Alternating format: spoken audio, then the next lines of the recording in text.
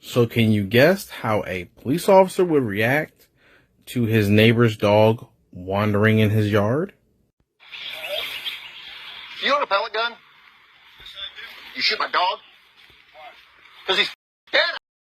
What? You shot my dog? You shot my fucking dog. What was your dog doing in my yard? Our yard's right there. Your dog's We're back right. there doing yard work. We're trimming trees. He wandered over here and you shoot him? You killed him with a pellet gun? In a neighborhood? Are you a cop? What department do you work for? Don't worry about what department. This is such deranged behavior. You know, cops, in some estimates, kill 25 to 30 dogs every day. And just like cops who kill people, don't face any punishment. I feel really bad for the family who is the victim here.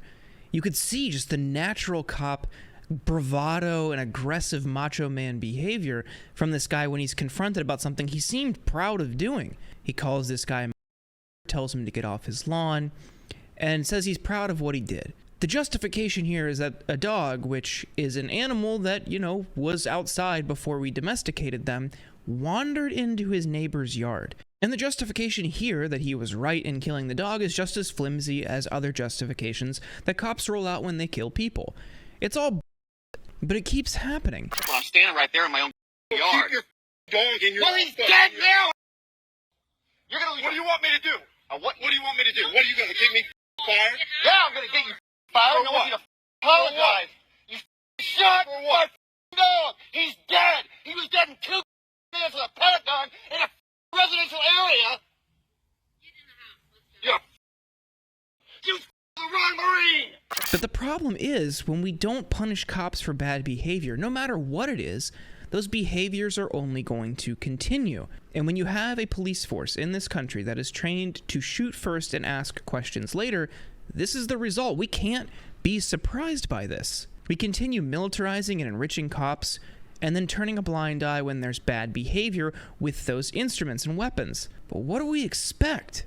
This is bound to be the result. We're giving them weapons of war on the job and then saying, okay, go do what you want. And like I said earlier, the estimates are around 25 to 35 dogs a day, with some estimates up to 10,000 dogs every year. The problem is so bad that in 2018, one DOJ official called it an epidemic. We'll talk to you, okay? No, I want to explain. Just tell me why you shot his dog. Just tell me why you shot his dog. Get off the property, okay? Trust me. Just get off the property, okay? We're gonna leave. Yeah. I'm simply responding to your question. You asked me what I want. I want you to apologize to him and tell you why I shot his dog. Sir, A 10-year-old kid. sir, Now it's sir.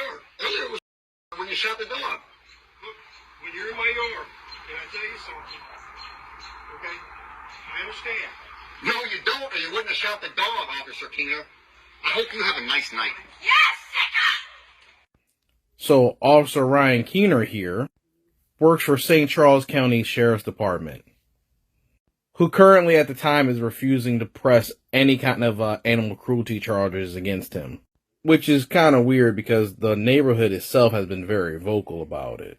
So maybe we should help them. But think about why this keeps happening. And yes, I just mentioned they're militarized and there's no accountability and they're trigger happy. But it ultimately boils down to the fundamental role they play in our communities. And it brings up a good opportunity to talk about defunding the police.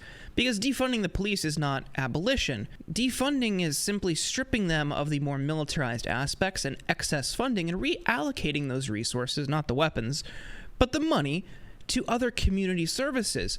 So when you have a problem, the first person that doesn't come to your house is someone with a gun and someone who's been trained to be violent, someone who's been trained to think every encounter is a potentially dangerous one for them. So if you remove those types of people from our community and from these situations, you remove that dynamic completely, you're bound to see the number of deaths by police officers diminish.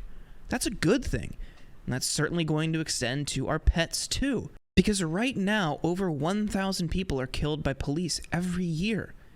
And only a handful of cops are even charged. Many of those people killed aren't even armed. So you ask yourself, how do they get in a situation where they're being shot and killed by cops? At worst, we've seen people like George Floyd who were unarmed but suffocated to death with a knee on the back of their neck. And with things like that, as we saw with Eric Garner, who was choked to death by an illegal chokehold, it doesn't necessarily matter if they have a gun or not. Sometimes they're just out for blood. So these things overlap, and yes, humans and animals are definitely different, but when you have a violent, unchecked force in our community, this is what's going to happen. People and animals are going to keep dying. So the best thing we can do to take one step in the right direction is defund the police.